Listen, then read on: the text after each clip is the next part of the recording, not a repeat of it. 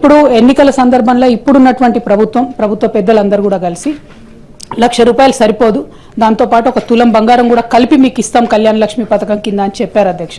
కళ్యాణ మస్తు అని పేరు పెట్టి ఈ పథకాన్ని ఇస్తానని చెప్పి కూడా చెప్పడం జరిగింది అధ్యక్ష. కానీ 15 నెలలు గడుస్తున్నా కూడా మరి కనీసం కళ్యాణ లక్ష్మి ఎంతమందికి ఇస్తున్నారు, పాత పద్ధతిలోనే ఇస్తున్నారా, ఇస్తుంటే క్రైటీరియా మార్చారా లేదా, ఇంకొకటి ఈ తులం బంగారం మరి 15 నెలల్లో అయినటువంటి పెళ్లిళ్లకు మీరు తర్వాత రీఎంబర్స్ చేస్తారా, ఏం చేస్తారు అనేటటువంటి అంశాన్ని మేము అడగడం జరిగింది అధ్యక్ష. జవాబు చూస్తే చాలా డిసప్పాయింటింగ్ ఉంది అధ్యక్ష. కళ్యాణ మస్తు పథకాన్ని కన్సిడర్ చేస్తున్నారా అంటే సింపుల్గా సాఫ్ సీదా కన్సిడర్ చేస్తలేము అని చెప్పి ఆన్సర్ ఇవ్వడం జరిగింది అధ్యక్ష. అంటే మీరు ఎన్నికల ముందు మహిళలకు తులం బంగారం ఇస్తామని చెప్పి మభ్యపెట్టినామని చెప్పి వాళ్ళ కౌన్సిల్లో ఇచ్చినటువంటి సమాధానం వల్ల ప్రభుత్వం మళ్ళొకసారి నిరూపించుకుందని చెప్పి మేము భావిస్తా ఉన్నాం అధ్యక్ష.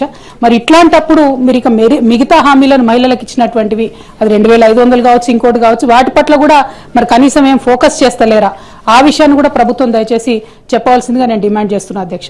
మరి ఇంత సోషల్ కాన్సెప్ట్, ఇంత బ్యాక్గ్రౌండ్ తోని మంచి ఇండికేటర్స్ తోని చేసినటువంటి కార్యక్రమాన్ని నీరుగార్చడం, మీరు ఇచ్చినటువంటి హామీ మీద ఇంత విస్పష్టంగా మేము అసలు చెప్తలేము, కన్సిడర్ చేస్తలేమని చెప్తే ఇది మహిళలను మీరు మోసం చేసినట్టుగానే మేము భావించవలసి వస్తుందని చెప్పి ఈ సందర్భంగా ప్రభుత్వాన్ని అడుగుతూ కనీసం మరి తర్వాత ప్రారంభిస్తారా అనేటటువంటి ప్రశ్నను నేను మంత్రి గారిని అడుగుతా ఉన్నాను.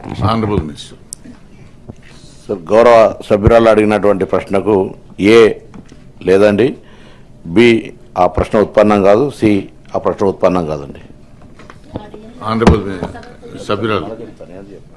అధ్యక్ష, థ్యాంక్ యూ అధ్యక్ష. పొన్నం ప్రభాకర్ అన్న చాలా నిజాయితీగా మేము మహిళలను మోసం చేసినాం ఎన్నికల ముందు, ఇప్పుడు మాత్రం ఆ పథకం ఇచ్చే ఉద్దేశమే లేదు అని చెప్పి ఖరాఖండిగా కౌన్సిల్ సాక్షిగా చెప్పినందుకు వారికి ధన్యవాదాలు తెలియజేస్తా ఉన్నాను.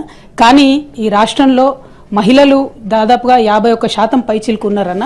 మహిళలు మీరు చేసినటువంటి మోసాన్ని గమనిస్తున్నారు. ఖచ్చితంగా సమయం వచ్చినప్పుడు మాత్రం వారు జవాబు చెప్తారని చెప్పి చెప్పక తప్పదు అధ్యక్ష. ఎందుకంటే ఇంత మొహమాటం లేకుండా మేము ఎన్నికల వాగ్దానాన్ని చేయమని చెప్తున్నారు ప్రభుత్వానికి. కంగ్రాచులేషన్స్ కూడా ఈ సందర్భంగా తెలియజేస్తా ఉన్నారు.